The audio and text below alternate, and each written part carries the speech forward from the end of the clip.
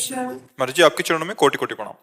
गुरुदेव, ऐसा क्या करें कि मेरा ये जन्म अंतिम जन्म हो? भगवान के आश्रित हो जाओ और नाम जप करो। दो बातें, बिना पैसा का काम है। भगवान के अंदर से आश्रित हो जाओ और नाम जप करो। इस जन्म में निश्चित भगवत प्राप्ति। अकाट्य विनिश्चितम बदामिते नान्यथा वचांस में हरिम भजन्ते नरा भवसागर तरंति ते। खूब नाम जप करो और अंदर से भगवान के आश्रित हो जाओ। 1 रुपया नहीं लगा, भगवत प्राप्ति हो गई। किसका प्रश्न है? अंदर से भगवान के आश्रित हो जाओ, नाम जप करो, बिल्कुल सरल भाषा में। और जो कर्तव्य कर्म कर रहे हो भगवान को समर्पित कर दो। बार बार शास्त्रों में वही बात आती है। अगर आज सत्संग जो सुना हो, भगवान पृथु जी अपनी प्रजा को समझा रहे हैं, शनकादि जी महाराज पृथु को उपदेश कर रहे हैं।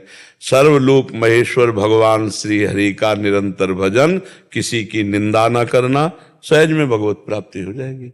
जो भगवान की चर्चा सुनते हैं, आज सुना कि एक है कि यज्ञ में हवन करता है और एक है कि भक्तों के मुख में डालता है, संतों को पवाता है। तो भगवान कहते हैं मैं संतों के मुख से, जो भक्तों के मुख से पाता हूं, मैं बहुत प्रसन्न हो जाता हूं। तो अगर हम बन जाए हमसे, वही हम कह रहे कि 4 रोटी में से 1 रोटी संत को पवा दिया। गृहस्थ में है, भगवान का नाम जप कर रहे, अपने परिवार का पोषण कर रहे हैं, भगवान उसी में प्रसन्न हो गए। देखो, अधर्म का अगर पैसा कमा के तो उसका कोई महत्व नहीं, और धर्म से अगर 1 रुपया दे दिए ना, और 1 रुपया का नमक ला करके दाल में डाल दिया गया, तो सैकड़ों संत पाए ना। सैकड़ों संत सेवा हो गई 1 रुपया में। 1 रुपया में बढ़िया सेवा हो गई। और बेईमानी करके गंदा पैसा आप दो और वो बुद्धि भ्रष्ट करे तो अपराध हो गया, संतों का भजन छूट जाएगा। तो गृहस्थी में अपने कर्तव्य का पालन करते हुए, भगवान के आश्रित होकर नाम जप करते हुए भगवत प्राप्ति सहज है।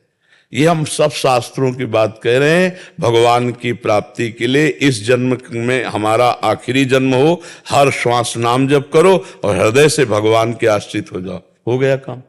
अब फिर जीना है तो फिर कथा भागवत ये सब बिल्कुल सार बात है। राधा राधा राधा राधा और हे लाडली जू मैं आपकी, इसी से भगवत प्राप्ति हो जाएगी। भगवान संबंध देखते। एक जगन्नाथ जी के सेवक थे जो अंग सेवी, अब वो गलत संग से वैश्यागामी हो गए, वैश्या का संसर्ग करने लगे। तो आपस में सब जितने पार्षद थे सब एकत्रित हुए और उनको बुलाया और कहा या तो जगन्नाथ जी को पकड़ो, वैश्या छोड़ो, और या जगन्नाथ जी को छोड़ो, वैश्या के पास जाओ। दोनों एक साथ नहीं हो सकते। उन्होंने कहा जगन्नाथ जी को हम छोड़ देते हैं। भगवान की लीला ऐसी। तो जब वो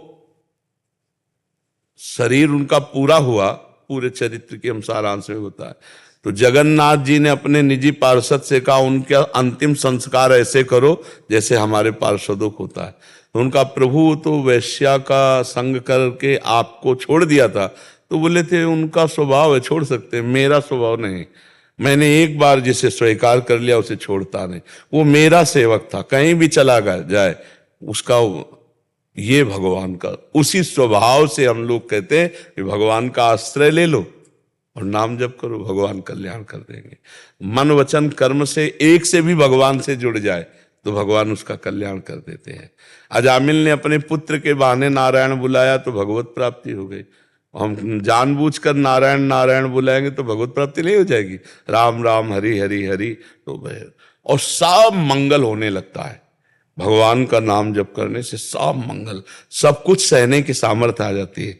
भगवान से जुड़